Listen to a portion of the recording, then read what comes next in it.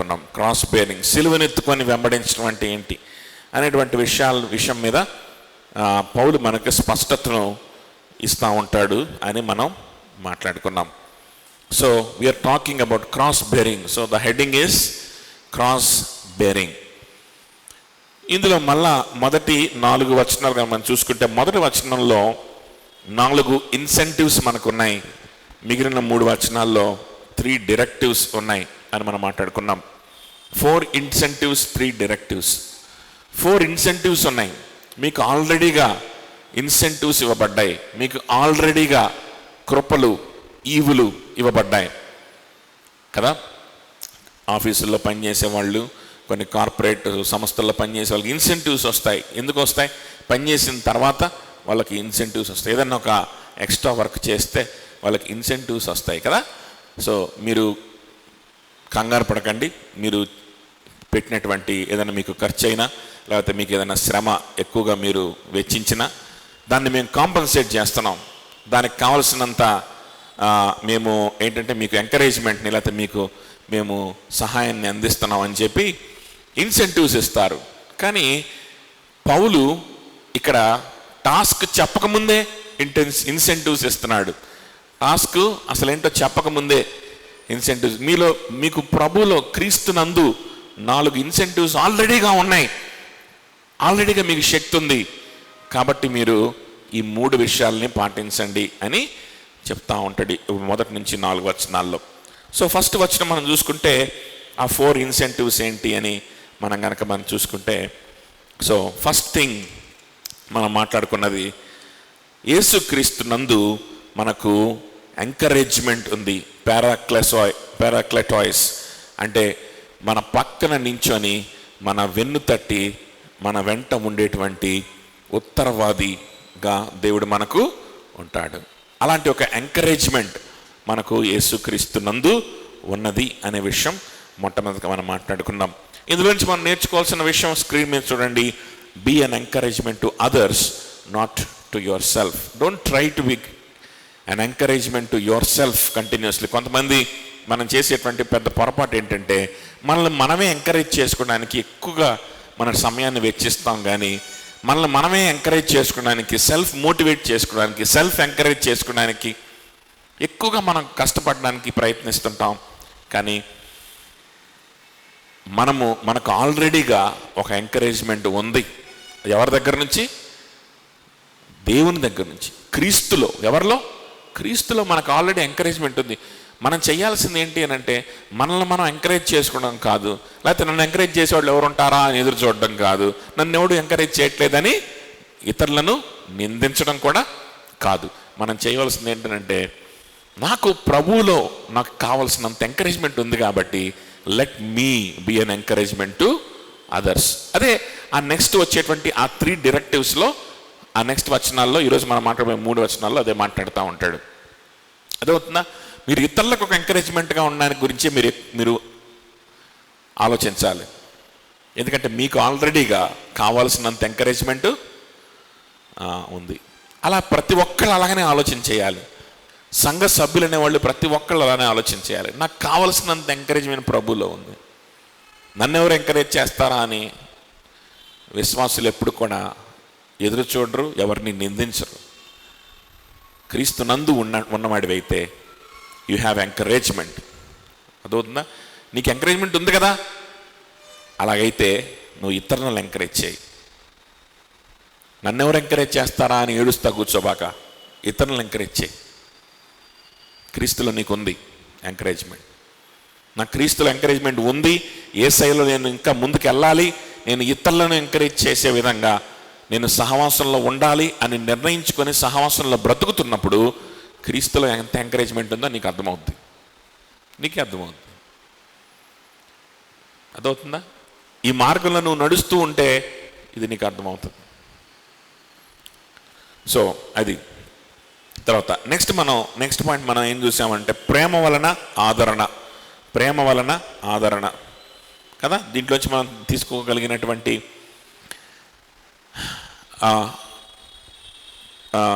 Application, you are ready to love for you are already love. నీకు ఆల్రెడీగా నీకు ప్రేమ నీ మీద ఉంది. ప్రేమ వలన కలిగే ఆదరణ నీ మీద ఆల్రెడీగా ఉంది. యేసుక్రీస్తు నందు ఉన్నవాడికి ఒక్కసారి యేసయ్య వైపు నువ్వు గనక చూస్తే, ఒకసారి యేసయ్య సిలువని కనుక నువ్వు ధ్యానించుకుంటే, నిజంగా విశ్వాస అనేవాడికి ఎంత కావాలంటే అంత ఆదరణ, కావలసినంత ప్రేమ. I am loved, I am I am comforted అనేటువంటి స్టేటస్ నిరంతరం ఒక క్రైస్తవుడు పెట్టుకునే ఉంటాడని మనం మాట్లాడుకున్నాం కదా. So you are already loved. So నువ్వు చేయాల్సింది ఏంటో తెలుసా? ఇతరులను ప్రేమించడం. ఇతరులను ప్రేమించడం. నన్నెవరు ప్రేమిస్తారని ఎదురు చూడడం కాదు. ఇంకా నన్నెవరు ప్రేమించట్లేదే అని చెప్పి ఎదురు చూడడం కాదు. నీకు ప్రేమ ఉంది. ఎవరి దగ్గర నుంచి? ప్రభు దగ్గర నుంచి. So third point, spirit fellowship. ఆత్మయందు సహవాసం. ఆత్మయందు సహవాసం అప్లికేషన్ ఏంటి? Seek his fellowship, be another persons fellowship. ఆయన సహవాసాన్ని కోరుకో, పక్కనోడికి సహవాసాన్ని అందించు. ఈవెన్ భార్యాభర్తల మధ్యలో చూడండి, సహవాసంలో ఉన్నటువంటి డైనమిక్సే భార్యాభర్తల సంబంధంలో కూడా అవే క్యారీ ఆన్ అవుతాయి. ఈ సహవాసంలో నేర్చుకునే డైనమిక్సే ఒక కుటుంబంలో కూడా ఇవి క్యారీ ఆన్ అయిపోతాయి. ఈ సేమ్ ఇలానే ఫంక్షన్ అవుతుంది ఒక విశ్వాస యొక్క కుటుంబం కూడా. సంఘంలో ఎలా ఉంటాడో కుటుంబంలో కూడా ఇవే విలువల్ని పట్టుకెళ్తాడు. అర్థమవుతుందా? సో ఒక పురుషుడు ఉన్నాడు అనుకోండి, తన భార్య తనకు సహాయంగా ఉండడానికి దేవుడు ఒక భార్యని ఇస్తాడు. భార్య ఎలాగుండాలి? సాటి అయిన సహాయంగా ఉండాలి. భార్య ఎలాగుండాలి? లోబడి గణపరిచి నాకు ఎంకరేజ్మెంట్ని ఇస్తూ, నాకు సహాయాన్ని ఇస్తూ, నన్ను బలపరుస్తూ ఉండాలి. నువ్వు నన్ను బలపరచట్లేదు అని చెప్పి ఎప్పుడు కూడా ఒక విశ్వాసమైనటువంటి భర్త భార్యను నిందించడు. గుర్తుపెట్టుకోండి. భార్య సాటి అయిన సహాయంగా ఉండలేకపోయినప్పటికీ, అదవుతుందా? అలా అని చెప్పి ఒక పురుషుడిని ఆ విధంగా శోధించడం అనేటువంటిది సాతానులు చేసే పని, దైవికమైన స్త్రీలు చేసే పని కాదు. శోధకుడు ఎవరు? శోధకుడు అంటే ఎవరు? భార్య కాదు, సాతాను కదా. సో ఒకవేళ ఫెయిల్ అయినా, మానవులం కాబట్టి అనేక సార్లు మన రోల్స్లో కూడా మనం ఫెయిల్ అయిపోతుంటాం. శోధించాలని ఫెయిల్ అయితే నువ్వు సైతానివే. శోధించాలని కాకపోయినా మన బలహీనతల్లో ఒకసారి మనం ఫెయిల్ అవుతుంటాం కదా. పురుషులైనా ఫెయిల్ అవుతారు. పురుషులు ఏం చేయాలి? భార్యని ప్రేమించాలి, సంరక్షించాలి, పోషించాలి, ఆత్మీయంగా అన్ని విధాలుగా నాయకుడిగా ఉండి నడిపించాలి. ఆ నాయకత్వపు లక్షణాలు ఒక్కొక్కసారి మనం కోల్పోవచ్చు. కోల్పోతా ఏందంట, ఆ మాత్రం భరించలేదా అంటే నువ్వు సాతానివి. నువ్వేం చేస్తున్నావు? శోధిస్తున్నావు. నువ్వు భర్తవు కాదు. సో అలా కాకుండా ఒక్కొక్కసారి మన బలహీనతల వల్ల మనం ఫెయిల్ అవుతాం. దాని గురించి మనం పశ్చాత్తాపడతాం. ఓకే, ఫెయిల్ అయిపోయినప్పుడు ఒక భర్తగా నువ్వు నన్ను నడిపించట్లేదు, ఒక భర్తగా నువ్వు నన్ను ఆత్మీయంగా నువ్వు బలపరచట్లేదు, నువ్వేం భర్తవే అని ఏ విశ్వాసి అయిన భార్య కూడా అనదు. ఎందుకో తెలుసా? ఒక విశ్వాసి అయిన భర్తకి ఆల్రెడీగా ఎంకరేజ్మెంట్, పక్కన ఉండి నడిపించే స్నేహితుడు ఒకడు ఉన్నాడు కదా. భార్య ఫెయిల్ అయినప్పుడు డైరెక్ట్గా ఆయన దగ్గర నుంచే పొందుకుంటుంటాడు. ఏంటది? ఆదరణని. అర్థమవుతుందా? అప్పుడు భార్య దగ్గరికి వచ్చి, అమ్మా నువ్వు నువ్వు చేయలేకపోతున్నావు, నేనే నా ప్రభు దగ్గర నుంచి ఎంకరేజ్మెంట్ని తీసుకుంటున్నాను, నేను బాగానే ఉన్నానులే కానీ నీ ఆత్మీయ జీవితం సరిగ్గా లేదు, నువ్వు కాస్త ప్రార్థన చేసుకో అని చెప్తాడు. అర్థమవుతుందా? అంతేగాని నువ్వు ఫెయిల్ అయిపోయావు, నువ్వేం భార్యవే, నేను వదిలేస్తా అండవు.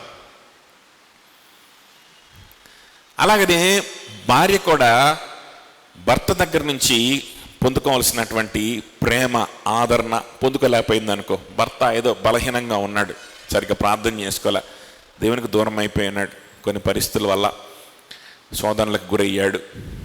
అప్పుడు నువ్వేం భర్తవి, your unfit to be my husband అందో.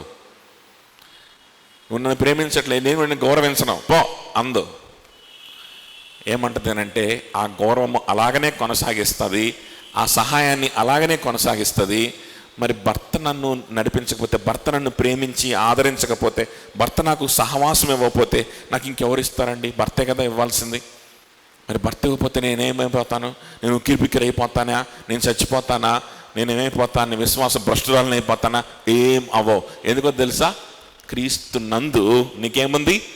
ప్రేమ వలన ఆదరణ ఉంది. క్రీస్తులో నీకేముంది? ఆత్మ సహవాసము ఉంది. భర్త, క్రీస్తు తర్వాత భర్త అయ్యుండి, భర్త నీకు శిరస్సుగా ఉంటాడు. క్రీస్తు యొక్క శిరసత్వాన్ని భర్త నీకు అందిస్తూ ఉంటాడు. క్రీస్తు యొక్క హెడ్షిప్ని భర్త నీకు అందిస్తూ ఉంటాడు. భర్త ఫెయిల్ అయినప్పుడు డైరెక్ట్గా క్రీస్తు ఉన్నాడు కదా, క్రీస్తు ఎడబోయాడు. అర్థమవుతుందా? క్రీస్తు నందు నీకు ఆల్రెడీగా ఏముంది? ప్రేమ ఉంది, ఆదరణ ఉంది, ఆత్మ సహవాసం ఉంది, పరిశుద్ధాత్మ దేవుని సహవాసం ఉంది. ఇవన్నీ క్రీస్తులో నీకు ఉన్నాయి. నువ్వు ఒంటరిగా కూర్చుంటావు, క్రీస్తు శిలువను ధ్యానించుకుంటావు, నిన్ను ప్రభు రక్షించుకున్న విధానాన్ని జ్ఞాపకం చేసుకుంటావు, పాటలు పాడుకుంటావు, స్తుతించుకుంటావు, బలపడతావు. నువ్వు వెళ్ళి భర్తని ఇంకా ఆదరిస్తావు, ఇంకా గౌరవించి భర్తను నువ్వే బలపరుస్తావు. అదవుతుందా? ఎక్కడ బలహీనమైపోతున్నాడో అర్థం చేసుకొని భర్తను నొప్పించకుండా గౌరవిస్తూనే భర్తని మళ్ళా ప్రభుకి దగ్గర చేయడానికి సహాయం చేస్తాం. అది ఒక స్త్రీ చేసేటువంటి పని. ఇదంతా ట్రైనింగ్ ఎక్కడ జరుగుద్ది? సహవాసం జరుగుద్ది.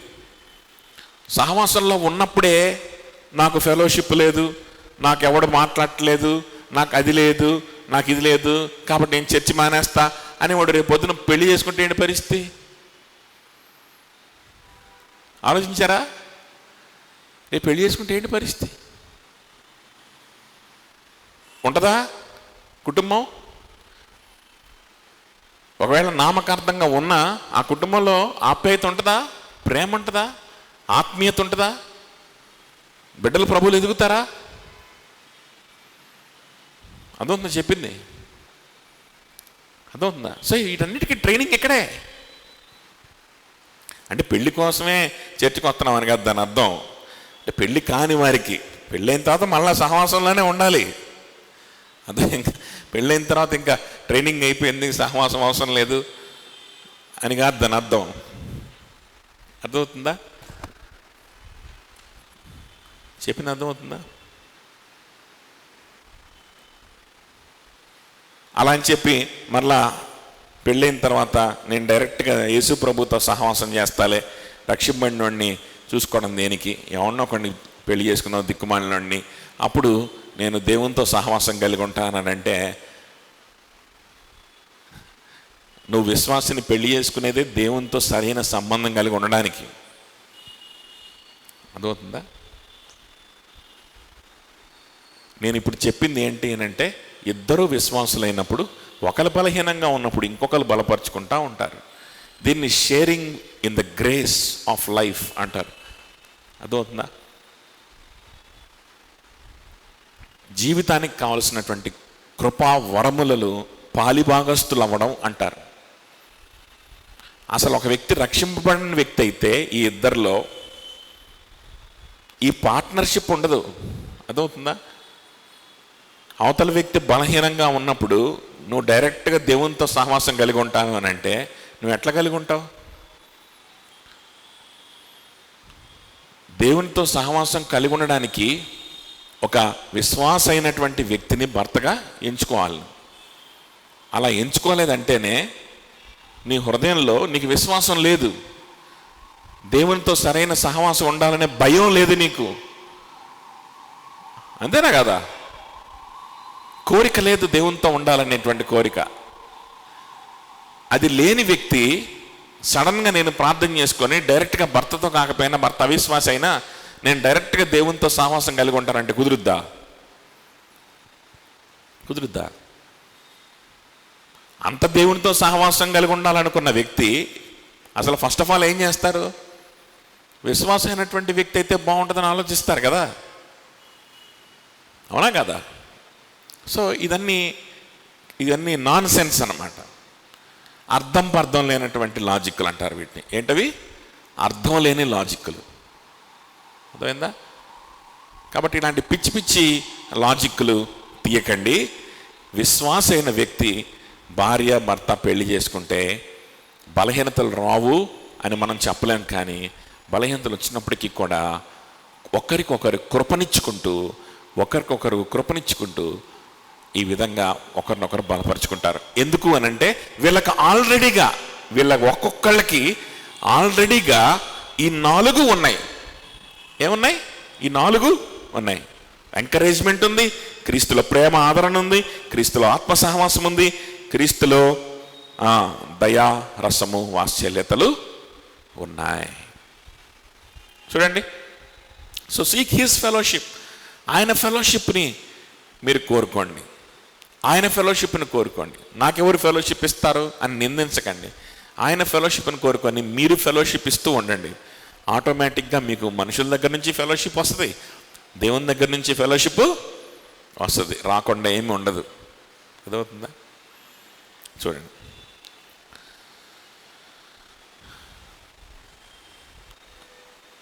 అంటే ఇక్కడ దాని అర్థం, కొంతమంది నాకు యేసు ప్రభు ఉన్నాడండి ఈ చర్చిలో, యేసు ప్రభు గురించి బాగా చెప్తున్నారు, యేసు ప్రభుతో నేను ఈ ఫెలోషిప్ ద్వారానే నేను సహవాసంలోకి వచ్చాను, ఈ ఫెలోషిప్ లేకపోతే నాకు యేసు ప్రభుతో సహవాసం లేదు, సో ఈ సహవాసం వల్లనే నేను యేసు ప్రభుతోటి సహవాసం చేయగలుగుతున్నాను.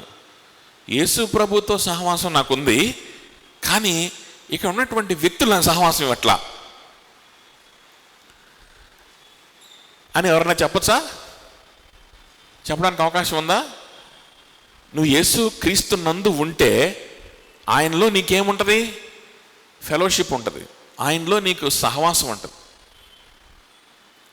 ఆయనలో నీకు ఆయనతో సహవాసాన్ని చేయడం నేర్పించేటువంటి వ్యక్తులు వాళ్ళకి నువ్వు దేవుని దగ్గర నుంచి సహవాసాన్ని పొందుకొని ఇతరులకు నీ సహవాసాన్ని ఇవ్వడానికి మనం ఏం చేయాలి? ఎప్పుడు కూడా ఆలోచిస్తూ ఉండాలి.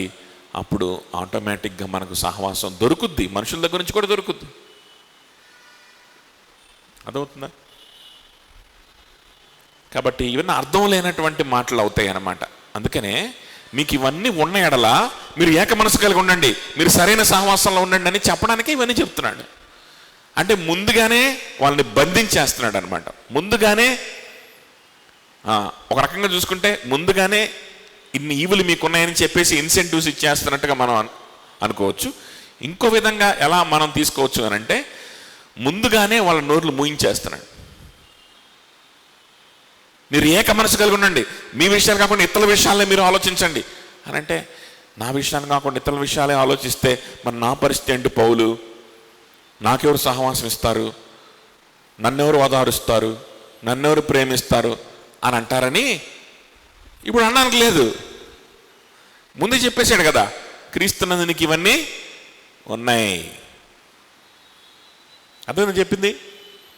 చూడండి, మూడవది ఆత్మయందు సహవాసం. అలాగనే నాలుగోది ఏంటి? దయారసము వాత్సల్యము. You have mercy like an ocean, don't covet it from others. దేవుని దగ్గర నుంచి నీకు సముద్రమంతా కనికరము, వాత్సల్యము, దయారసము ఎంత కావాలంటే అంత యేసయ్య దగ్గర ఉన్నప్పుడు ఇతరుల దగ్గర నుంచి దాన్ని మనము ఆశించకూడదు. Don't covet it from others. Covetousness కిందకు వస్తుంది. నన్ను ఆదరిస్తూ ఉంటే బాగుండు, వాళ్ళనే ఆదరిస్తున్నారు, వీళ్ళనే ఆదరిస్తున్నారు, వాళ్ళని ఆదరించినట్టుగా నన్ను ఆదరించట్లేదు, ఆ చర్చిలో ఉన్నట్టు ఇక్కడ లేరు, అదవుతుందా? వాళ్ళు భలే ఆదరిస్తారంట, ఇక్కడ అట్లాగా లేరు. ఇదేంటిది? Covetousness. There is no need to, అంటే నాకు ఇంకా రావాల్సినవి రాలేదు, నాకు ఇంకా రావాలి, అక్కడ ఉన్నది నాకు రావాలి, ఇక్కడ ఉన్నట్టుగా నాకు జరగాలి అనుకో. దాన్ని ఏమంటారు? దాన్ని కవెట్ చేయడం అంటారు అనమాట. కవెచియస్నెస్, దురాశ అంటారు. దురాశ కిందకు వస్తుంది. అదవుతుందా? సో అలాంటి దురాశ మానేసేయాలి. ఎందుకు అని అంటే, you have a mercy like an ocean with Jesus Christ. యేసు క్రీస్తు సన్నిధిలో ఈ వ్యర్థమైన ఆలోచనలు మానేసి, ఈ వ్యర్థమైనటువంటి ఆలోచనలు మానేసి నీ రూమ్లో కూర్చొని తలుపేసుకొని ఒకసారి యేసయ్య వైపు నువ్వు చూడగలిగితే, ఆయన సిలువ వైపు నువ్వు చూడగలిగితే, ఆయనలో సముద్రమంతా ఏముంది? దయారసము, వాత్సల్యము ఉంది. ప్రభా, ఇంత కనికరం నా పట్ల నువ్వు చూపించావు కదా, ఇంత దయారసం నా పట్ల నువ్వు చూపించావు, ఇంత జాలి నువ్వు చూపించావు కదా ప్రభా. మనం పాడుకుంటాం కదా, ఎంత జాలి యేసు అని పాడుకుంటాం కదా. నాకు ఇంకా ఇతరుల దగ్గర నుంచి నాకు జాలి ఎందుకు? నన్ను అలా చూడట్లేదు, నన్ను ఎలా చూడట్లేదని ఇవన్నీ నాకెందుకు? కవెర్చియస్నెస్ కాకపోతే, దురాశ కాకపోతే ఇవన్నీ నాకెందుకు ప్రభా? ఇంత గొప్ప జాలి చూపించడమే నాకు నా జీవితానికి ఎంతో గొప్పది. నువ్వు సిలువలో చూపించిన జాలి ఎంతో ఎక్కువ అని ప్రభువుని మనం స్తుతిస్తే, మనం ఇతరులను ప్రేమించడమే చేస్తాం తప్ప, ఇతరులను మనకంటే ఎక్కువగా ఎంచుకుంటాం తప్ప, మనము ఇతరులను నిందించే పరిస్థితుల్లో మనం ఎప్పుడు కూడా ఉండం. సరే, ఇప్పుడు అసలు విషయానికి మనం గనక వస్తే చూడండి, 2nd వర్స్ మనం గనక చూస్తే, మీరు ఏక మనస్కులగునట్లుగా కదా, ఇవన్నీ మీలో మీకు ఉన్న ఎడల, ఎవరిలో? క్రీస్తునందు ఇవన్నీ, ఈ 4 మీకు ఉన్న ఎడల అంటే దాని అర్థం మనం మాట్లాడుకున్నాం ఆల్రెడీ. ఉన్న ఎడల అంటే ఒకవేళ ఉంటే ఇవి చేయండి అని కాదు, ఖచ్చితంగా ఇవి ఉన్నాయి కాబట్టి ఖచ్చితంగా ఇవి మీరు చేయొచ్చు. ఇవి ఉన్నాయి కాబట్టి మీరు ఇలా ఉండాలి. ఎలా ఉండాలి? మీరు ఏక మనస్కులగునట్లుగా ఏక ప్రేమ కలిగి ఉండాలంట. ఎలా ఉండాలంట? ఏక మనస్కులై ఏక ప్రేమ కలిగి ఉండాలి. వన్నెస్ గురించి మాట్లాడుతున్నాడు. ఏక మనస్కులై ఒకే రకమైన ప్రేమ అందరి పట్ల కలిగి ఉండాలి. ఒకే రకమైన ప్రేమ, డబ్బుని బట్టి ప్రేమ కాదు, అంతస్తుని బట్టి ప్రేమ కాదు, చదువుని బట్టి ప్రేమ కాదు, జ్ఞానాన్ని బట్టి ప్రేమ కాదు. అర్థమవుతుందా? ఉపయోగపడేదాన్ని బట్టి ప్రేమ కాదు, కానీ ఏక ప్రేమ కలిగి మీరు ఉండాలి. ఒకే ప్రేమ. అదేంటంటే యేసయ్య ప్రేమ, దేవుని ప్రేమ. ఈ వ్యక్తి యేసయ్యని నమ్మాడా లేదా, దాన్ని బట్టి ప్రేమ. అంతే, ఎవరికైనా దాన్ని బట్టే ప్రేమ. ఈ వ్యక్తి యేసయ్యని ఎంత ప్రేమిస్తున్నాడు, దాన్ని బట్టే ఎవరి మీదైనా ప్రేమ చూపించాలి. ఈ వ్యక్తి రోజు రోజుకి యేసయ్యని ధ్యానించి, రోజు రోజుకి పట్టుదలతో యేసయ్యతోటి తన సంబంధాన్ని ఎలా బలపరుచుకుంటున్నాడు, దీన్ని బట్టే ఎవరి మీదైనా ప్రేమ చూపించేది. అదవుతుందా? ఆహా, ఈ వ్యక్తి ఎంత అద్భుతం! ఇది దేవుడి వ్యక్తికి విశ్వాసాన్ని ఇవ్వడం, ఈ వ్యక్తి హృదయంలో ప్రేమను ప్రోక్షించడం, యేసయ్యని ప్రేమించి యేసయ్య కోసం కొన్ని నిర్ణయాలు తీసుకుంటా ఉన్నాడే, యేసయ్య కోసం కొన్ని పనులు చేస్తా ఉన్నదే ఈ అమ్మాయి. ఆహా, ఇది ఎంత అద్భుతం! తన కోసం తాను చేసేటువంటి వ్యక్తి యేసయ్య కోసమే బ్రతకడానికి, యేసయ్య కోసమే నిర్ణయాలు తీసుకోవడం ప్రారంభించిందే.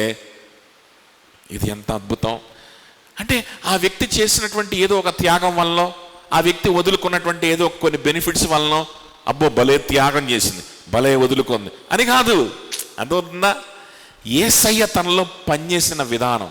ఒక్కొక్కసారి ఒక వ్యక్తి ఒక పెద్ద ఉద్యోగాన్ని వదిలిపెట్టేసుకోవచ్చు సహవాసం కోసం. ఫర్ ఎగ్జాంపుల్, ఇంకొక వ్యక్తి కేవలం తనకున్న కంఫర్ట్స్ని వదిలిపెట్టుకొని, తనకున్నటువంటి ఎంటర్టైన్మెంట్స్ని వదిలిపెట్టుకొని, సినిమాలని, షికార్లని వదిలిపెట్టుకొని రెగ్యులర్గా చర్చికి రావడానికి కొన్ని ఇంట్లో వచ్చేటువంటి చిన్న చిన్న ఇబ్బందుల్ని ఫేస్ చేసి రావడం ప్రారంభించే వ్యక్తి ఉంటాడు.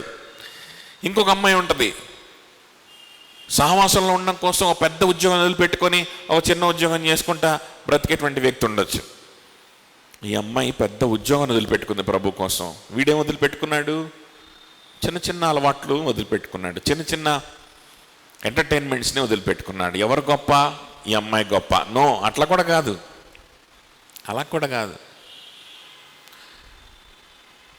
అలా కూడా కాదు. ఏక ప్రేమ. ఈ వ్యక్తి చేసిన పని దేవుణ్ణి ప్రేమించడం వల్ల చేశాడు, ఆ వ్యక్తి కూడా దేవుణ్ణి ప్రేమించడం వల్లనే చేస్తుంది. ఓ వాడేదో కొంచెం చర్చికి రాగానే వాడిని అంత ప్రేమిస్తారా? వాడంత భక్తుడు అయిపోయాడా? వాడేదో కొంచెం చర్చికి వద్దామని చెప్పి ఇచ్చేయగానే వాడు చిన్న చిన్న విడిచిపెట్టుకొని దేవునిలో ఉందామని అనుకోగానే వాడు పెద్ద గొప్పవాడు అయిపోయాడా? వాడితో పోల్చుకుంటే నేనే ఎన్ని సంవత్సరాల నుంచి ఉన్నాను ఇక్కడ, నేను ఎన్ని వదిలిపెట్టుకున్నాను. కాబట్టి నన్ను అందరికంటే ఎక్కువగా ప్రేమించాలి, నన్ను అందరికంటే ఎక్కువగా ప్రాముఖ్యత నాకు ఇవ్వాలి. అది ఏక ప్రేమ అవదు. అర్థమవుతుందా? ఏక ప్రేమ అవదు. ఎప్పుడో అట్లాంటి విషయాలను వదిలిపెట్టేసుకున్న వాళ్ళు కూడా, ఎప్పుడో ఇంకా అంతకంటే గొప్ప గొప్ప విషయాలని వదిలిపెట్టుకున్న వాళ్ళు కూడా అప్పుడే రక్షింపడినటువంటి వ్యక్తిని చూసి చిన్న చిన్న విషయాలు వదులుకోవడం చూసి మురిసిపోతూ ఉంటారు, ప్రేమిస్తూ ఉంటారు, సంతోషిస్తూ ఉంటారు. అబ్బా దేవుడు ఎంత గొప్ప కార్యం చేస్తున్నాడు, ఎంత ముచ్చటగా మనోడు చర్చికి వస్తున్నాడు అని చెప్పి వాడిని ప్రేమిస్తారు. అర్థమవుతుంది చెప్పింది? ఏక ప్రేమ. ఏక ప్రేమ అంటే ఒకే కారణం కోసం ఉన్న ప్రేమ. యేసయ్యను వెంబడించడానికి ఇష్టపడినందుకు ఉన్న ప్రేమ. గుర్తుపెట్టుకోండి, యేసయ్యను వెంబడించడానికి. నువ్వు గతంలో ఎన్నో విడిచిపెట్టుకొని ఉండొచ్చు. ఇప్పుడు ఏం చేస్తున్నావు? కంఫర్ట్ జోన్లో ఉన్నావు, లేజీనెస్లో ఉన్నావు, బాధ్యత లేకుండా ఉన్నావు. కానీ నిన్న మొన్న రక్షింపడినటువంటి ఒక వ్యక్తి నీ అంత త్యాగాలు చేయలా, కానీ వాడి కంఫర్ట్స్ వదిలిపెట్టుకొని వాడి సమయాన్ని దేవునికి ఇచ్చేస్తా ఉన్నాడు. అంతే. వాడు ఎవరిని తీసుకొని రాలా. నువ్వు ఒక ఇద్దరు ముగ్గురిని తెచ్చి ఉండొచ్చు గతంలో. ఇప్పుడు స్తబ్దతలోకి వచ్చేసావు, ఇప్పుడు రెస్పాన్సిబిలిటీ లేకుండా ఉన్నావు. కానీ అప్పుడే రక్షింపడిన ఒక వ్యక్తి నీ అంత గొప్ప కార్యాలు ఏమీ చేయలా, కానీ తన సమయాన్ని బాధ్యతగా ప్రభుకి ఇచ్చేస్తున్నాడు. స్టార్ట్ చేశాడు. తనకెంతో ఇష్టమైన ఎంటర్టైన్మెంట్స్ని వదిలిపెట్టేసుకున్నాడు, తనకెంతో ఇష్టమైన ఫ్రెండ్స్ని విడిచిపెట్టుకున్నాడు, చర్చికి వస్తున్నాడు. అంతే. అలాంటి వ్యక్తిని చూసి నువ్వు ప్రేమించాలి. అర్థమవుతుందా? అబ్బో ఎప్పుడో చేసాంలే అనుకోకూడదు. అర్థమవుతుందా? ఎందుకంటే నీకైనా వాడికైనా ఏక ప్రేమ. ప్రభువుకి కోసం జీవిస్తున్నందుకు మనం ప్రేమించేటువంటి ప్రేమ. దీనికి కులము, మతము, ఇంక ఏది కూడా బ్యారియర్స్గా, అడ్డుగా ఉండవు. అది ఆటోమేటిక్గా కలుగుద్ది. అంతే. యేసయ్యని ప్రేమించేవాడికి, యేసయ్య కోసం నిర్ణయాలు తీసుకునే వాడి మీద నిజమైన విశ్వాసులకి ఆటోమేటిక్గా ఆ ప్రేమ వచ్చేస్తుంది. అలాంటి ప్రేమ మీరు కలిగి ఉండాలి. ఏక మనస్కులుగా ఉండాలి అని అంటే, అందుకని ఏక ప్రేమ, రెండు కలిపి రాశాడు. ఏక మనస్కులు అంటే ఒక నిర్ణయం తీసుకొని దాని మీద అందరం కలిసి భీష్మించుకొని కూర్చోవాలని కాదు దాని అర్థం. అదవుతుందా? మనం క్రిస్మస్ చేయకూడదు, అందరం క్రిస్మస్ చేయకూడదు. ఎస్, అదేనా? సో 4 పాటలే పాడాలి ఆదివారం. అందరు 4 పాటలే పాడాలి. అమ్మో 5వ పాట పాడితే పాపం అని. అవును 5వ పాట, అమ్మో పాపం అందరం కలిసి ఏక మనస్సు కలగకుండా. ఇది కాదు ఏక మనస్సు అంటే. ఏ విషయంలో తెలుసా? ప్రభుని ప్రేమించే విషయంలో, ప్రభు కోసం జీవించే వాళ్ళని ఆదరించి వాళ్ళని ప్రేమించే విషయంలో, క్రీస్తు సువార్తను ప్రకటించే విషయంలో, యేసుక్రీస్తు కోసమే ఆలోచించే విషయంలో. ఎస్, మనం ఆలోచించాల్సింది యేసుక్రీస్తు కోసమే. అందరూ అదే ఆలోచన, అందరికీ అదే మనసు. ఎస్, మన విలువ యేసయ్యలోనే ఉంది, డబ్బులో కాదు, చదువుల్లో కాదు, అందరికీ అదే ఆలోచన. ఎస్, మన ఆదరణ యేసయ్యలోనే ఉంది, మన నీతి యేసయ్యలోనే ఉంది, మన క్రియల్లో కాదు, మనుషుల దగ్గర నుంచి వచ్చేటువంటి మెప్పులో కాదు. ఎస్, మేమందరం అదే దాని మీద ఉన్నాం. వేరే భిన్నాభిప్రాయమే లేదు. అదవుతుందా చెప్పింది? అదవుతుందా? సహవాసంగా ఉండడం, స్థానిక సంఘంతో కలిసి ఉండడం, ప్రభువుని ధ్యానించడం, ప్రభుతో సమయం గడపడం. This is important. ఇదే ఇంపార్టెంట్ మా జీవితానికి. డబ్బు కాదు, చదువు కాదు, ఇంకా ఏది కూడా కాదు. దేనికైనా సరే ఎక్కువగా మేము ఇంపార్టెన్స్ ఇచ్చే దీనికే అన్నప్పుడు ఎస్, అవును, దానికే అందరూ కూడా సమ్మతి. అర్థమవుతుందా? అంతేగాని విశ్వాసుల్లో ఎప్పుడు ఎలా ఉండదని అంటే ఈ విషయాల్లో భిన్నాభిప్రాయం అనేది ఎట్టి పరిస్థితుల్లో ఉండదు. ఈ విషయాల్లో భిన్నాభిప్రాయం ఉండదు. లేదు అది అట్ట కుదురుద్ది, ఇదేంటి, అందులో కూడా మనకి నీతి ఉంది, అందులో కూడా మనం జయం చూపించాలి, డబ్బుల్లో కూడా మన జయం రావాలి, చదువులో కూడా మనకు జయం వస్తేనే దేవునికి ఘనత, లేకపోతే దేవుడు ఫీల్ అవుతాడు. ఇలాంటి దిక్కుమాలిన డాక్ట్రిన్లు ఇక ఉండవు. అందరూ ఒకే మనస్సు కలిగి అవుతుందా, ఏక మనస్సు. ఇలాంటి విషయాల్లో భిన్నాభిప్రాయాలు కలుగు చేసేవాడు సాతానే. దురాత్మ చేత పీడింపబడే వాళ్ళే ఇలాంటి విషయాల్లో భిన్నాభిప్రాయాలు కలిగి ఉంటారు. చూడండి, 133వ కీర్తన ఒకసారి మనం చూద్దాం. అక్కడ కొంచెం క్లారిటీ వస్తుంది మనకి. Psalm 133.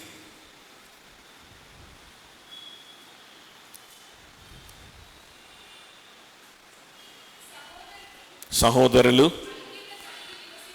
ఐక్యత కలిగి నివసించుట ఎంత మేలు, ఎంత మనోహరము. చూసారా, సహోదరులు ఐక్యత కలిగి నివసించుట ఎంత మేలు, ఎంత.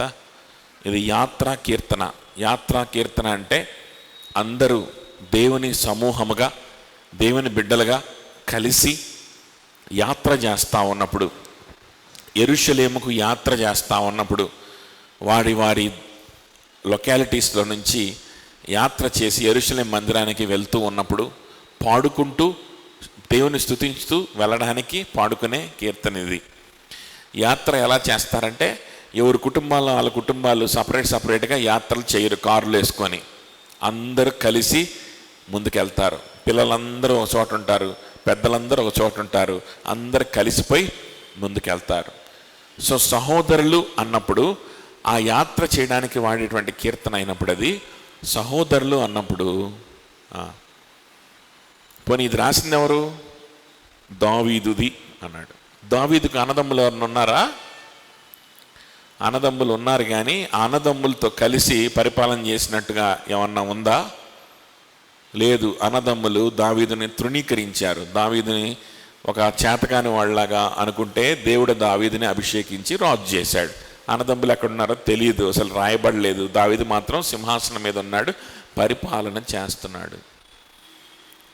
అలాగనే దావీదు తర్వాత కూడా దీన్ని యాత్రా కీర్తనగా వాడుకున్నారు. ఎవరు వాడుకున్నారు? యెరూషలేముకి వెళ్ళేటువంటి భక్తులు. వీళ్ళు చుట్టుపక్కల ఉండేది కూడా వాళ్ళ సొంత అన్నదమ్ములు కాదు. ఎవరో తెలుసా? విశ్వాసులు.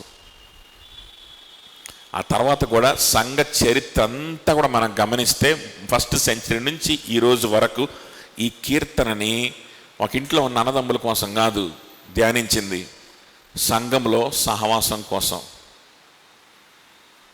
సంఘములో సహోదరుల మధ్యలో ఉండవలసినటువంటి ఐక్యతను గురించి సూచించే కీర్తనగానే దీన్ని ధ్యానించారు. ఆ విధంగానే దీన్ని అప్లై చేసుకున్నారు సంఘ చరిత్ర అంతా కూడా కదా. సో చరిత్ర అంతా కూడా ఒకదాని కోసం ఉపయోగించుకున్నటువంటి వాక్యాన్ని మనం కొత్త పుంతలు దొక్కి వేరే దానికోసం ఉపయోగించుకోకూడదు. సహోదరులు ఐక్యత కలిగి నివసించుట ఎంత మేలు, ఎంత మనోహరం. తోడబుట్టినటువంటి ఒకే చోట నివసించరో తెలియదు, కానీ బంధువులు అనేటువంటి వారు ఇప్పటి నుంచి కాదు, ఏన్షియంట్ టైమ్స్ నుంచి కూడా కలిసి నివసించడం కొంచెం కష్టంగానే ఉండింది. అన్లెస్ దే ఆర్, వారందరూ కూడా దేవుని బిడ్డలు అయితే తప్ప. లోతు, అబ్రహాం ఉన్నారు, వారిద్దరు దేవుని బిడ్డలే అయినప్పటికీ, ఇద్దరు విశ్వాసులు అయినప్పటికీ, ఇద్దరు నీతిమంతులు అయినప్పటికీ వారి యొక్క ప్రయారిటీస్ని బట్టి, లేకపోతే వారు ఎవరిదైతే కలిసి ఉన్నారో వాళ్ళ సేవకుల్ని బట్టి వాళ్ళిద్దరు విడిపోవాల్సి వచ్చింది. లోతు అబ్రహాం. లోతు సొదొమ గొమొర్రాను చూస్ చేసుకున్నాడు. అబ్రహాము వేరే డైరెక్షన్లో వెళ్ళిపోవడానికి ఇష్టపడ్డాడు కదా. కయ్యూను, హేబేలు వాళ్ళిద్దరు కూడా కలిసి ఉన్నట్లుగా మనం చూడట్లా. కానీ కలిసి నివసించేది ఎవరు? ఒక లొకాలిటీలో స్థిరపడి, ఒక లొకాలిటీలో ప్రభువుని నమ్ముకొని, ఒక లొకాలిటీలో ప్రభు కోసం సేవ చేసేటువంటి స్థానిక సంఘంలో ఉన్న సహోదరులు మాత్రమే. గుర్తుపెట్టుకోండి, వీళ్ళు కలిసి నివసిస్తూ ఉంటారు. జీవితకాలం కూడా కలిసి నివసించేది వీళ్ళే. గుర్తుపెట్టుకోండి. కాబట్టి సహోదరులు ఐక్యత కలిగి నివసించుట ఎంత మేలు, ఎంత మనోహరము. అక్కడ ఎంతో మేలుంది, ఎంతో మనోహరంగా తృప్తినిచ్చేదిగా ఉంటుంది. రెండవ వచనం, అది తల మీద పోయబడి అహరోను గడ్డం మీదుగా కారి అతని అంగీల అంచు వరకు దిగజారిన 10 పరిమళ తైలము వలె నుండును. ఇది సెకండ్ వర్స్. థర్డ్ వర్స్ వచ్చేసరికి, సియోను కొండల మీద దిగివచ్చు హెర్మోను మంచు వలె నుండును, ఆశీర్వాదమును శాశ్వత జీవమును అచ్చట ఉండవలనని యెహోవా సెలవిచ్చుచున్నాడు. ఇది 3వ వర్స్. ఈ 2 వర్సెస్లో ఒక వర్స్ ఏమో పైన ఉంది, ఒక వర్స్ ఏమో కింద ఉంది. ఫస్ట్ వర్స్లో ఏం చెప్పాడంటే అహరోను గురించి చెప్తున్నాడు, పరిమళ తైలం గురించి చెప్తున్నాడు. 2వ వర్స్లో నీళ్ల గురించి, ప్రాస్పెరిటీ గురించి, ఆశీర్వాదం గురించి చెప్తున్నాడు. అర్థమవుతుందా? సహోదరులు ఐక్యత కలిగి ఉంటేనంట 2 ఆశీర్వాదాలు వస్తాయంట. 2 రకాల ఆశీర్వాదాలు అక్కడ ఉంటాయంట. ఎప్పుడు? సహోదరులు ఐక్యత కలిగి ఉంటే. అర్థమైందా? అంటే సంఘములో, స్థానిక సంఘములో ఉన్నటువంటి విశ్వాసులు ఐక్యత కలిగి, ఏక మనస్సు కలిగి, ఏక ప్రేమ కలిగి నివసించగలిగితేనంట 2 రకాలుగా వాళ్ళు అభివృద్ధి అవుతారంట. ఒకటి, ఇది ఫస్ట్ ప్రయారిటీ. మెకార్థర్ గారు ఆయన యొక్క స్టడీ బైబిల్లో ఈ విధంగా ఆయన వ్యాఖ్యానించాడు. అది ముందు ఫస్ట్ ప్రయారిటీ దేనికి దావీదు ఇచ్చాడు, పరిశుద్ధాత్మ దేవుడు ఇచ్చాడు అని అంటే, అహరోను మీద ఏంటంట, అహరోను గడ్డముల మీదుగా కారి అంగీల అంచు వరకు దిగజారిన పరిమళ తైలము వలె ఉంటుందట. అహరోన్ అంటే ఎవరు? ప్రధాన యాజకుడు, మొట్టమొదటి ప్రధాన యాజకుడు. అహరోను అభిషేకించబడినప్పుడు ఆయన అంగీల అంచు వరకు ఆ పరిమళ తైలము దిగజారిందండి. అర్థమవుతుందా? అంటే సహోదరులు ఐక్యత కలిగి ఎక్కడైతే ఉంటారో అక్కడ ఒక ప్రధాన యాజకుడు ప్రతిష్ఠింపబడినట్లే అని పరిశుద్ధాత్ముడు మనకు కోరుతా ఉన్నాడు. అర్థమవుతుందా? ఎక్కడైతే సహోదరులు ఐక్యత కలిగి ఉంటారో అక్కడ ఒక ప్రధాన యాజకుడు ఉన్నట్లే ఉంటుందంట. ప్రధాన యాజకుడు ఉంటే మన పక్షాన దేవునికి విజ్ఞాపన చేస్తాడు. ప్రధాన యాజకుడు ఉంటే దేవునికి మన విన్నపాలని తెలియజేస్తాడు, మన పాపాలని ఆయనకి తెలియజేస్తాడు, మనకు బదులుగా ఆయన బలిని అర్పిస్తాడు. మన ప్రధాన యాజకుడు ఎవరు? యేసుక్రీస్తు ప్రభువారే. అతి పరిశుద్ధ స్థలములోకి మనకంటే ముందుగా వెళ్ళిన గొప్ప ప్రధాన యాజకుడు ఎవరు? యేసుక్రీస్తు ప్రభువారే. ఎక్కడైతే సహోదరులు ఏక మనస్సు కలిగి, ఏక ప్రేమ కలిగి ఉంటారో అక్కడ యేసుక్రీస్తు ప్రధాన యాజకుడై ఉంటాడు. యేసుక్రీస్తే కాదు, ఒక్కొక్క విశ్వాసి కూడా ప్రధాన యాజకుడిగా కాదు కానీ ఆయన ప్రధాన యాజకుడిగా ఉండి ఒక్కొక్క విశ్వాసి రాజులైన యాజక సమూహములుగా అభిషేకించబడతారు. ఎక్కడైతే ఐక్యత ఉంటుందో అక్కడ నీ పక్కనున్న నీ తోటి విశ్వాసే నీకు యాజకుడు. అర్థం చేసుకోండి. నీ తరపున దేవుని పక్షం ఉండి మాట్లాడాలంటే, అయ్యా ఇదిగో వీడు పలానా పాపంలో పడిపోయాడు, సహాయం చేయయ్యా, క్షమించయ్యా, ఇదిగో గొర్రెపిల్లని బలిస్తా ఉన్నాను, మెస్సయ్యని జ్ఞాపకం చేసుకుంటున్నాం, యేసు రక్తంలో ఈ వ్యక్తికి విడుదల కలగాలయ్యా అని ఒక యాజకుడు బలర్పిస్తాడు. అర్థమవుతుందా?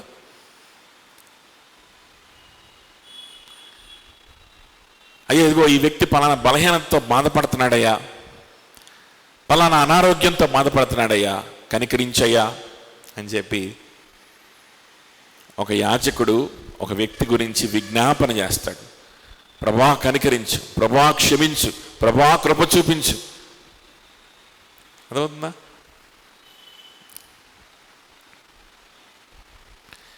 సహోదరులు ఐక్యత కలిగి ఉంటే, ఏక మనస్సుతో ఏక ప్రేమతో కనుక మనం బ్రతికితేనంట, ఫర్ ఎగ్జాంపుల్ ఈ సంఘంలో కనుక బ్రతికితే, అక్కడ కెజియా ఉంది, హరిత ఉంది కదా ముందు. కెజియాకి ప్రధాన యాజకుడు అనకూడదు, యాజకుడు ఎవరో తెలుసా? ఒక యాజకుడి దగ్గరికి వెళ్ళి తనకున్నటువంటి ఇబ్బందులు తెలియజేసుకొని ప్రభు దగ్గర, నాకు కాన్సన్ట్రేషన్ కుదరట్లేదు, నేనున్నటువంటి బలహీనత వల్ల, నేనున్నటువంటి అనారోగ్యం వల్ల, నేనున్నటువంటి పరిస్థితి వల్ల నా మనసు బాగలేదు, నా కోసం ఎవరైనా ప్రార్థన చేస్తే బాగుండు అని అంటే, ఆ రోజున ఆ చుట్టుపక్కల యాజకుడు ఎవరున్నాడో, లేవీడు ఎవడున్నాడో ఎత్తుక్కొని వాటి దగ్గరికి వెళ్ళాలి. కానీ ఈరోజు ఫర్ ఎగ్జాంపుల్ కెజియా ఆ పరిస్థితిలో ఉందనుకో, యాజకుడు ఎక్కడున్నాడో తెలుసా? అదిగో ఆ పక్కనే ఉన్నాడు హరిత అనే యాజకుడు. హరిత ఆ పరిస్థితిలో ఉందనుకో, ఏదైనా బలహీనతలో ఉందనుకో, దేవునికి మొహం చూపించుకునే పరిస్థితిలో ఉందనుకో, బలహీనమైన పరిస్థితిలో ఉందనుకో, యాజకుడు ఎక్కడ ఉంటాడు? ఎక్కడో ఉండడు, పక్కనే కెజియానే ఆ యాజకుడు. అర్థమవుతుందా? అందుకనే మనల్ని పేతురు గ్రంథంలో ఏమంటాడు అని అంటే, రాజులైన యాజక సమూహము. సో ఈ యాజకత్వానికి, ఏకత్వానికి దగ్గర సంబంధము ఉన్నది. ఆ తర్వాత 3rd verseలో సియోను కొండల మీద దిగజాని హెర్మోను మంచు వల్లనే ఉండంటే, హెర్మోన్ అనేటువంటి కొండ ఉంటుంది. ఆ కొండ మీద మంచు కరిగి యోర్దాను నదికి మెయిన్ వాటర్ సోర్స్ హెర్మోన్ అనేటువంటి కొండ మీద ఉన్న మంచే. సో యోర్దాన్ అనేటువంటిది సియోను పట్టణానికి మెయిన్ వాటర్ సప్లై చేసేటువంటి నది. కాబట్టి హెర్మోను మంచు కరిగి సియోనుకు వాటర్ సప్లైగా, సియోనును తడిపేదిగా, సియోనును పచ్చగా చేసేదిగా, ఆశీర్వదించేదిగా ఎలా ఉంటుందో అలాగా ఆశీర్వాదాలు దిగి వస్తాయి. అలాగా పచ్చగా ఉంటారు, అలాగా సమృద్ధిగా ఉంటారు, అలాగా అవసరాలు తీర్చబడతాయి, కృప లభిస్తూ ఉంటుంది, శక్తి లభిస్తూ ఉంటుంది, సహాయం లభిస్తూ ఉంటుంది ప్రభు దగ్గర నుంచి. ఎక్కడ? సహోదరులు ఐక్యత కలిగి ఉన్నప్పుడు. అది సెకండ్ పాయింట్. మెకార్థర్ అంటాడు, ఇది వరల్డ్లీ బ్లెస్సింగ్, ఇది కూడా వస్తుంది, కానీ దీనికంటే ముందు దావీదు ఏం పెట్టాడంటే స్పిరిచువల్ బ్లెస్సింగ్, ప్రీస్ట్హుడ్ని పెట్టాడు కదా. సో ఆ ప్రీస్ట్హుడ్ ద్వారానే ఇది కూడా వస్తుంది అన్నట్లుగా అక్కడ చెప్పుకుంటా వస్తాడు. సో మనం తీసుకోగలిగినటువంటి అప్లికేషన్ ఏంటో చూడండి. Oneness is next to priesthood. Oneness is next to priesthood. ఏకత్వము కలిగి ఉంటే యాజకత్వానికి ఉన్నట్టు లెక్క. అక్కడ ఏకత్వం ఎక్కడ ఉంటుందో అక్కడ ఏముంటుంది? యాజకత్వం ఉన్నట్టే లెక్క. చూడండి, అంటే దాని అర్థం ఏంటి? ఏకత్వం ఎక్కడ ఉండదో అక్కడ ఎవడో యాజకుడు కాదు. ఏకత్వం ఎక్కడ ఉండదో అక్కడ యేసు ప్రభు లేడు. గుడారాల పండక్కి వెళ్ళి అక్కడ ప్రార్థన చేయగానే యేసు ప్రభు వినేస్తాడు అని చాలామంది భావిస్తూ ఉంటారు. వెళ్ళొద్దని చెప్పట్లా, వెళ్ళి వాక్యం విని యేసుక్రీస్తు గురించి ఆయన చెప్తే విని ప్రభువుని స్తుతించి రావచ్చు, అది కాదనట్లా. కానీ యేసు ప్రభు గురించి వాళ్ళు చెప్పట్లేదు ఈ మధ్య. ఒకవేళ చెప్తే పొరపాటున వెళ్ళి విని ప్రభువుని స్తుతించి రండి, కానీ వెళ్ళొద్దని నేను చెప్పట్లేదు. కానీ అక్కడికి వెళ్ళంగానే ప్రత్యేకమైన కూడికలు, ప్రార్థనలు అనగానే ఆ ప్రార్థన చేయగానే డైరెక్ట్గా ఆ దైవజనుల ద్వారా యేసు ప్రభువుకి వెళ్ళిపోతాయి, నా కష్టాలన్నీ తీరిపోతాయని పిచ్చి జనం నమ్ముతూ ఉంటారు. అక్కడ ఎవరితో నీకు సహవాసం ఉంది? అక్కడ ఎవరితో నువ్వు ఏకత్వం కలిగి ఉంటున్నావు? ఎవరితో నువ్వు ఏక ప్రేమ కలిగి ఉంటున్నావు? ఒకవేళ ఆదివారం వెళ్ళినా 10,000 మంది ఉంటారు అక్కడ. ఈ గుడాల పండగకైతే ఒక 2-3 లక్షల మంది వస్తారు. వాళ్ళందరితో ఏక మనసు ఉందా నీకు? ఉండదు కదా. ఏక మనసు ఎక్కడ ఉండదో అక్కడ ప్రధాన యాజకుడైన యేసయ్య ఉండడు. నువ్వు ఎన్నైనా గింజుకో, అక్కడికి పోయి అక్కడ వినేవాడు ఎవ్వడు లేడు. గుర్తుపెట్టుకోండి, ఆ గుడారం దాటి నీ ప్రార్థన ఎక్కడికి పోదు.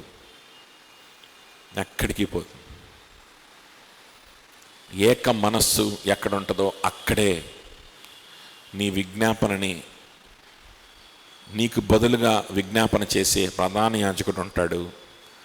నీకోసం విజ్ఞాపన చేసే యాజకులైన తోటి విశ్వాసులు ఉంటారు. గుర్తుపెట్టుకో. సో మళ్ళా మనం తిరిగి వచ్చేద్దాం.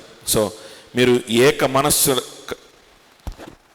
అగులట్లుగా ఏక ప్రేమ కలిగి ఏక భావము గలవారై ఉండి ఒక్కదాని అందే మనస్సుంచుచు నా సంతోషమును సంపూర్ణము చేయుడి.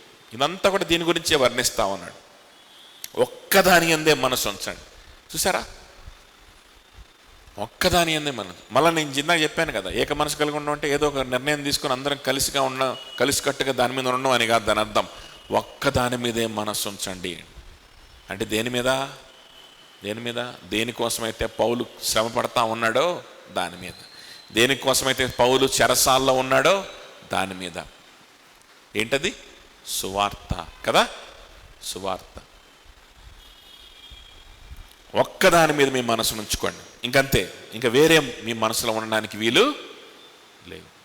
వాడి గురించి వీడి గురించి, వీడి పరిస్థితి ఏంటి, ఆడి పరిస్థితి ఏంది, ఈడట్ట ఉన్నాడు ఆడెట్టగా ఉన్నాడు, ఈడేమో ఆలోచిస్తున్నాడు ఆడేమో ఆలోచిస్తున్నాడు, వీళ్ళ గురించి ఏమనుకుంటున్నాడు, ఈ అమ్మాయి గురించి ఏమనుకుంటుంది, ఆ అమ్మాయి ఈ అమ్మాయి గురించి ఏమనుకుంటుంది.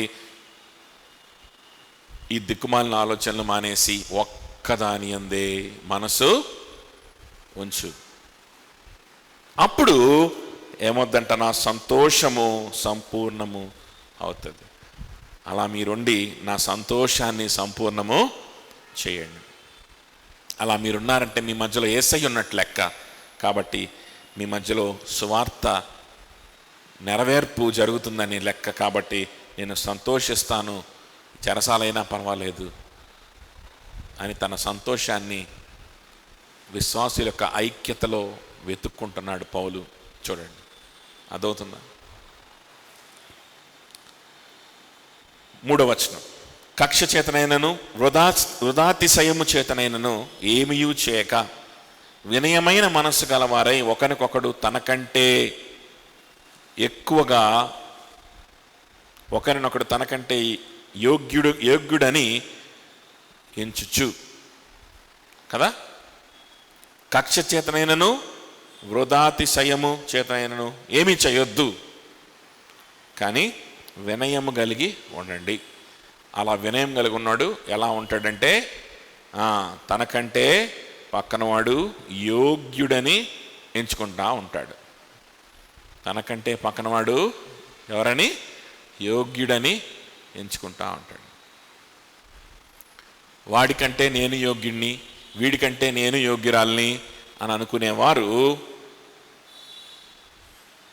విశ్వాసులు కాదు. యేసుక్రీస్తులో ఆ 4 ఇన్సెంటివ్స్ ఎంజాయ్ చేస్తున్నవారు అవడానికి అవకాశమే లేదు. అవునా? కక్ష చేత, వృధాతిశయము చేత, వృధాగా అతిశయపడ్డం చేత నింపబడి ఉన్న వ్యక్తులే. అవునా కదా? సో అలా మీరు ఉండొద్దు అంటున్నాడు. ఇక్కడ నెగిటివ్ ఉపయోగిస్తున్నాడు. ఇలా ఉండొద్దు అని చెప్తున్నాడు స్పష్టత కోసం. అదవుతుందా? వృధాతిశయము మీరు కలిగి ఉండొద్దు, వినయ మనస్సు కలిగి ఉండండి. లోలీనెస్, తగ్గింపు మనస్సు కలిగి ఉండండి అని ఇక్కడ చెప్తా ఉన్నాడు. గలతీ రాసిన పత్రిక 5:26 ఒకసారి చూడండి. గలతీలు రాసిన పత్రిక 5:26.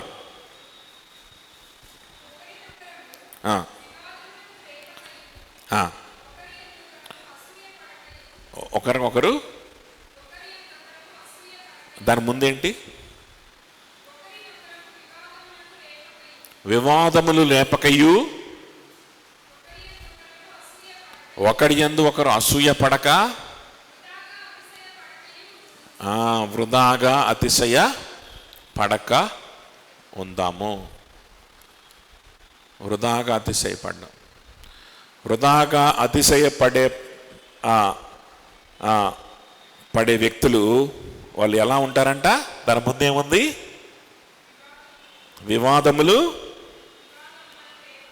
వివాదములు రేపుతారు.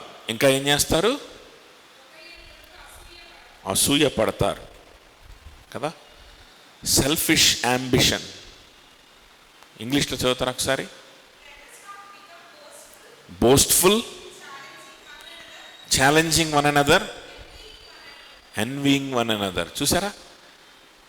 Boastful, challenging, envying. Boastful, challenging, envying. Competition, challenge చేసుకోవడం ఒకరినొకరు. అసూయ పడడం, గొప్పలు చెప్పుకోవడం. వృధాతిశయం అంటే అది ఏంటది? వృధాతిశయం, బోస్ట్ఫుల్నెస్. సో బోస్ట్ఫుల్గా, వృధాతిశయంతో ఉప్పొంగే వాళ్ళు ఏం చేస్తారంటే ఒకరినొకరు ఛాలెంజ్ చేసుకుంటారు. విశ్వాసంలో ఛాలెంజ్ చేసుకోవడం వేరు, సువార్తతో ఛాలెంజ్ చేసుకోవడం వేరు.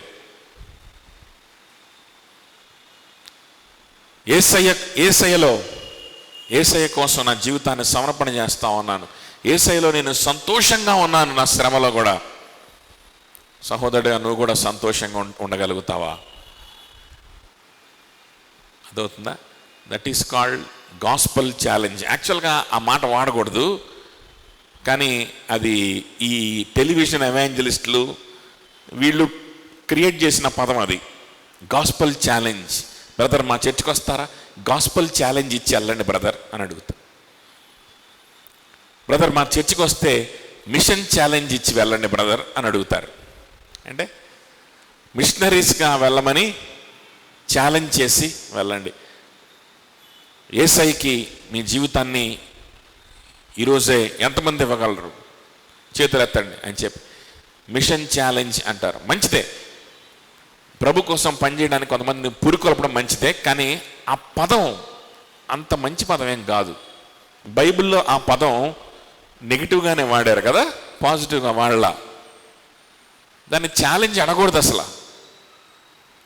గాస్పల్ ఇన్విటేషన్ అన్నారు పాతకాలంలో, మిషన్ ఇన్విటేషన్ అన్నారు పాతకాలంలో, అంతేగాని మిషన్ ఛాలెంజ్, గాస్పల్ ఛాలెంజ్ అనలా. కొత్తగా వచ్చినాయి ఈ పదాలు. అర్థమవుతుందా?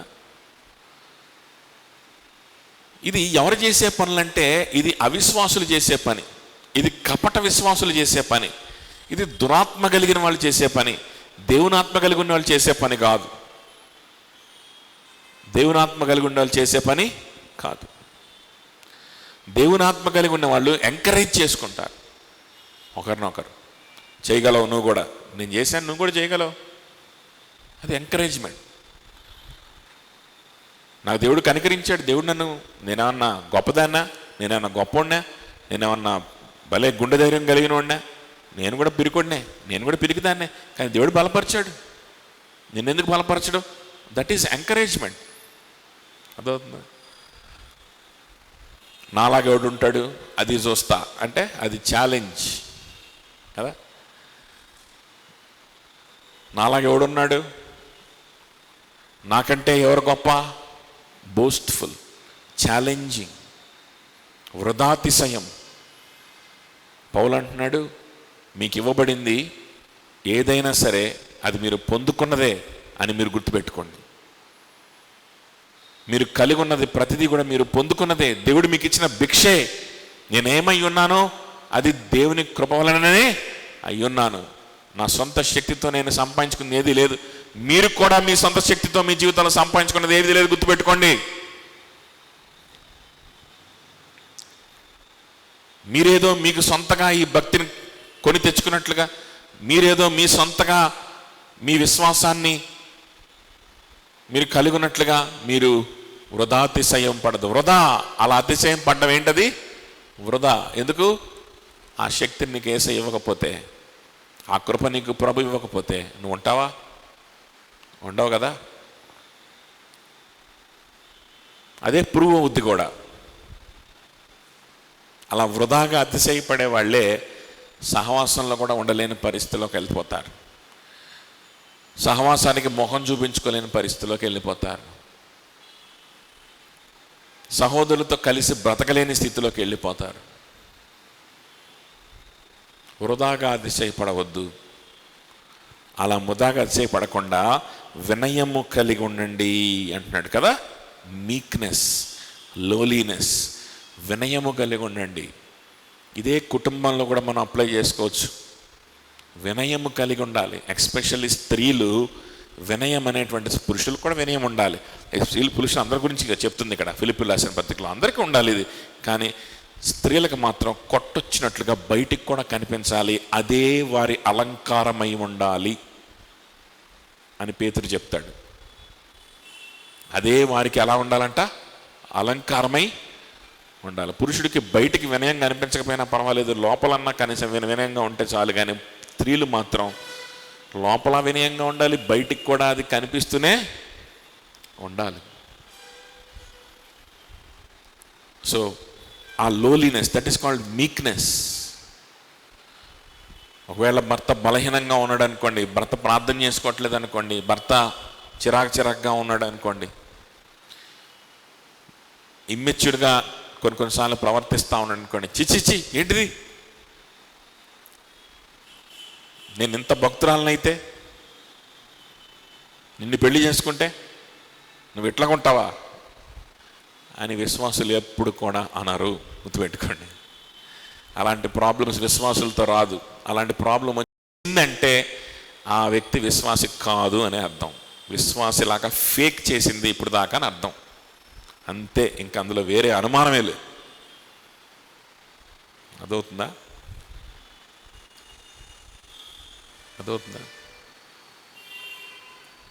ఎందుకనంటే నిజమైన విశ్వాసం అయితే తనకు తెలుస్తుంది, ఆ వ్యక్తి కంటే నేనే బలంగా ఉన్నాను, నాకంటే బలహీనుడిని పెళ్లి చేసుకున్నాను అనేటువంటి గబుక్కున ఏదైనా బలహీనమైన పరిస్థితి రాగానే అలాగ అనిపించదు.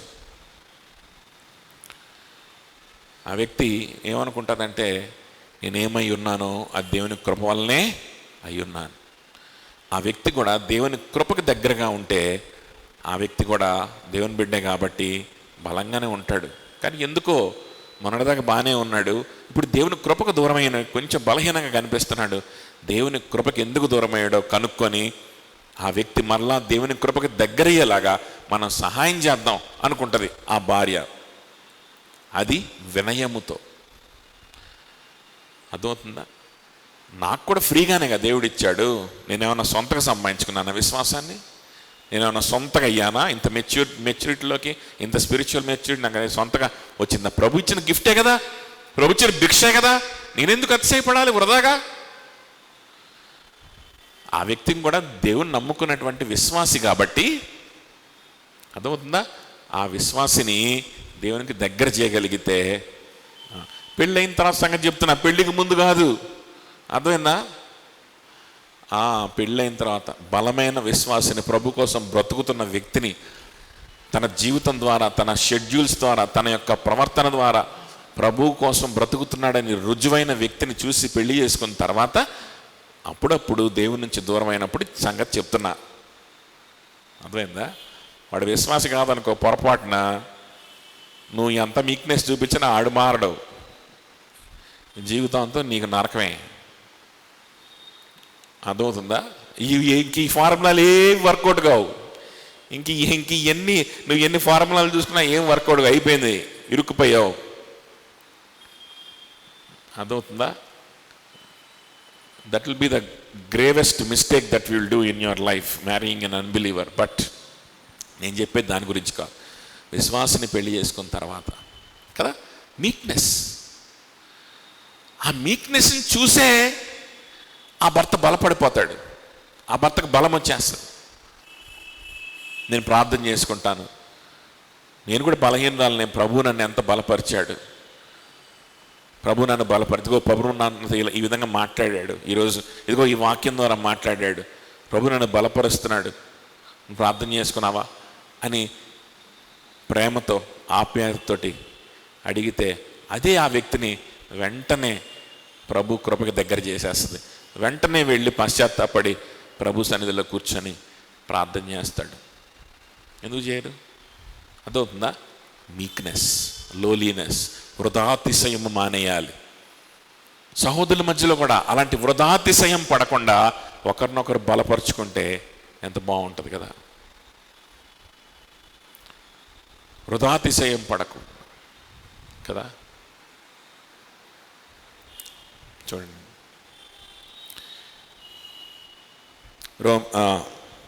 రోమిల్కి రాసిన పత్రిక 12:10 చూడండి. రోమన్స్ 12:10.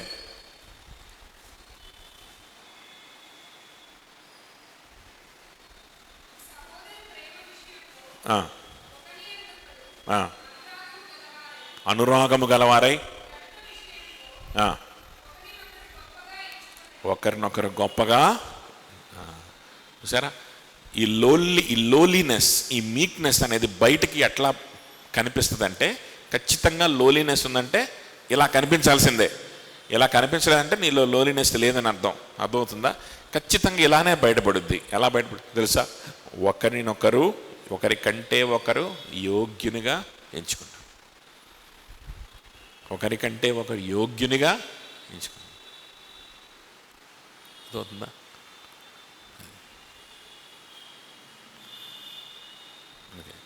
ఇంకే కొంతమంది ప్రభుకు దూరమైపోయి, సహవాసానికి దూరమైపోయే వారిని చూస్తూ ఉన్నప్పుడు ఎక్కువగా బాధ కలిగేది ఏ విషయంలో తెలుసా? ఈ సహవాసానికి దూరమైపోయినటువంటి వ్యక్తులకి మీరిచ్చినటువంటి ఘనత, మీరిచ్చినటువంటి యోగ్యతను గురించి ఆలోచిస్తేనే నాకు చాలా బాధగా అనిపిస్తూ ఉంటుంది ఒక్కోసారి.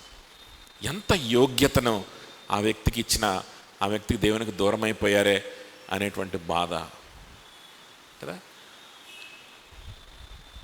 ఎప్పుడు కూడా కొంత బలహీనతలు కనిపించవచ్చు, కొంత ఇమ్మెచ్యూరిటీ కనిపించవచ్చు కదా, వయసులో తక్కువ అయ్యి ఉండొచ్చు. అయినప్పటికీ నాకంటే ఈ వ్యక్తి యోగ్యురాలు, నాకంటే ఈ వ్యక్తి యోగ్యుడు అని ఎంచుకున్నాం కదా. అది దేవుడు మనలో ఉంచినటువంటి పరిశుద్ధాత్మ సంబంధమైనటువంటి బ్రతుకు. దేవుడు మనల్ని యోగ్యులుగా ఎంచాడు కాబట్టి మనం దేవుడి నుంచి మనం సంతోషాన్ని, సహవాసాన్ని, ఆ ముందున్న 4 ఇన్సెంటివ్స్ని మనం పొందుకుంటున్నాం కాబట్టి మనము వయసును చూడకుండా, కొన్నిసార్లు అప్పుడప్పుడు ఇమ్మెచ్యూరిటీ ఉన్నప్పటికీ కూడా ఎక్స్పీరియన్స్ని ఒక్కోసారి మనం చూడకుండా కొంతమంది వ్యక్తుల్ని మనం యోగ్యులుగా ఎంచుకున్నాం. దానికి ఎవరు కూడా మనం రిగ్రెట్ అవ్వాల్సిన అవసరం లేదు. ఎందుకో తెలుసా? ఎందుకు ఆ వ్యక్తుల్ని యోగ్యులుగా ఎంచుకోగలిగాము అని అంటే, because we know that God loved అస్.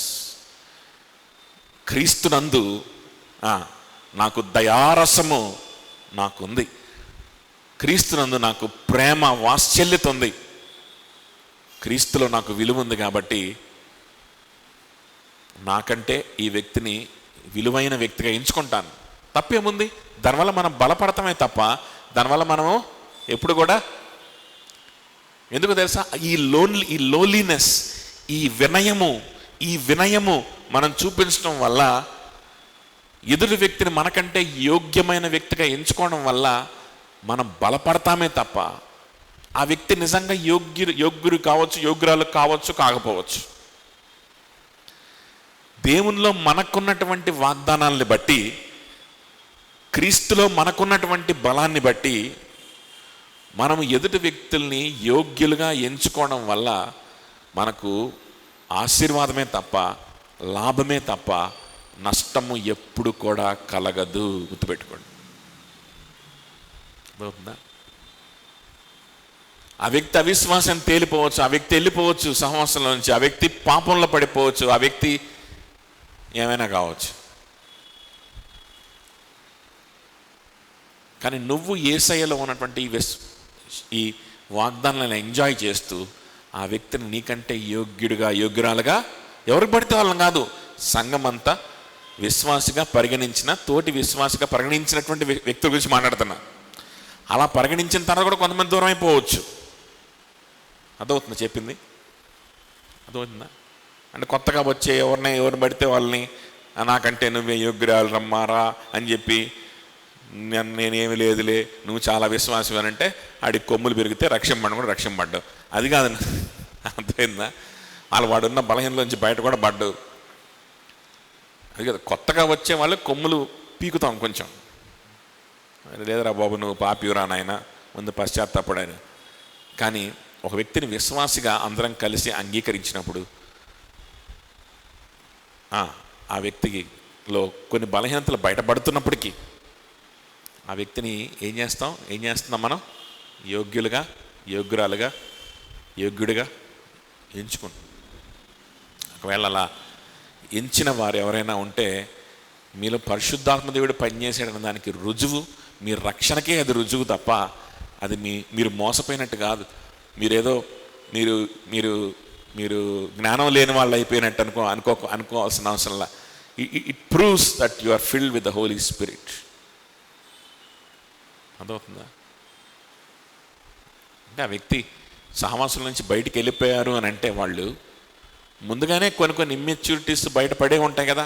బయట పడుతున్నప్పటికీ కూడా అరే సంఘం అందరూ కలిసి ఈ వ్యక్తిని విశ్వాసిగా ఎంచుకున్నారు కాబట్టి let me consider him or let me consider her as more worthy than me అని కనుక నువ్వు అనుకొని ఉంటే మీరు ఎవరన్నా, that proves that you are filled with Holy Spirit, not with foolishness, not with తెలివి తక్కువతనం అనుకోవద్దు. దాన్ని పరిశుద్ధాత్మ దేవుడు నీలో ఉన్నాడు అని దానికి రుజువు. అది అర్థమవుతుందా? ఆ విధమైన ట్రీట్మెంట్ తీసుకొని కూడా ఇతరులను యోగ్యులుగా ఎంచుకోకుండా నిందించి సహవాసానికి దూరం అయిపోయేవారు, ఇంకా వాళ్ళ పరిస్థితి ఏంటో దేవుడికే తెలియాలి, వాళ్ళే ఆలోచించుకోవాలి. అదవుతుందా చెప్పింది? చూడండి, కక్ష వృధాతిశయం చూసారా? ఆ మాటలు చూసారా? ఇవే అటువంటి వ్యక్తుల్లో కనిపిస్తాయి. మనం కూడా ఆ వ్యక్తులతో సమానంగా ఎట్టి పరిస్థితుల్లో మారకూడదు. ఇవి మనలో వచ్చినాయా, కొనసాగుతున్నాయా, ఎక్కువ కాలం ఉండవు, వెళ్ళిపోతావు, నీ వల్ల కాదు. లేదు వినయం ఉందా, ఇతరులను నీకంటే యోగ్యులుగా ఎంచుకుంటున్నావా, నువ్వు ఎక్కడికి వెళ్ళవు, ప్రభువులో స్థిరంగా ఉంటావు, జీవితాంతం ప్రభువులో ఉంటావు, గొప్ప భవిష్యత్తు ప్రభువులో నీకు దొరుకుతుంది. సరే, గంట అయిపోయింది, ఇంకొక పాయింట్ ఉంది. సో 4వ అధ్యాయం, మీలో ప్రతివాడు తన సొంత కార్యములు మాత్రమే కాక ఇతరుల కార్యములు కూడా చూడవలెను. వద్దు, ఇందులోకి వెళ్ళొద్దు, ఇది చాలా పెద్దది, నెక్స్ట్ వీక్ మనం మాట్లాడుకుందాం. సో ఇప్పుడు దాకా మనం మాట్లాడుకున్నది 3వ వచనం కదా. 3వ వచనం అప్లికేషన్ ఏంటి చూడండి. Lowliness is next to satisfaction. తగ్గింపు కలిగి మనం కనుక బ్రతికితే దట్ ఈస్ నెక్స్ట్ టు, ఈ తగ్గింపు ఎక్కడైతే ఉంటుందో, సాటిస్ఫాక్షన్ కంటే కూడా మనం అష్యూరెన్స్ అని రాయొచ్చు కదా. So lowliness is next to assurance. ఎక్కడైతే ఈ తగ్గింపు ఉంటుందో, ఎక్కడైతే నీకంటే ఇతరులను యోగ్యులుగా ఎంచుకునే స్వభావం ఉంటుందో, అక్కడ ఏమన్నట్టు నిశ్చయత ఉన్నట్లు. అక్కడ నిశ్చయత ఉన్నట్లే, నేను రక్షింపడ్డాను, నేను ప్రభు బిడ్డని, ప్రభు నన్ను రక్షించుకున్నాడు, ప్రభు నన్ను ముందుకు తీసుకెళ్తున్నాడు, ప్రభు నన్ను నడిపించుకుంటాడు, ప్రభు నన్ను పర్సీవియర్ చేసుకుంటాడు అనేటువంటి సంతోషము ఉన్నట్లే లెక్క. అదవుతుందా? కాబట్టి ఆ విధంగా మనం సహవాసంలో ఉండాలని పౌలు ఇష్టపడతా ఉన్నాడు.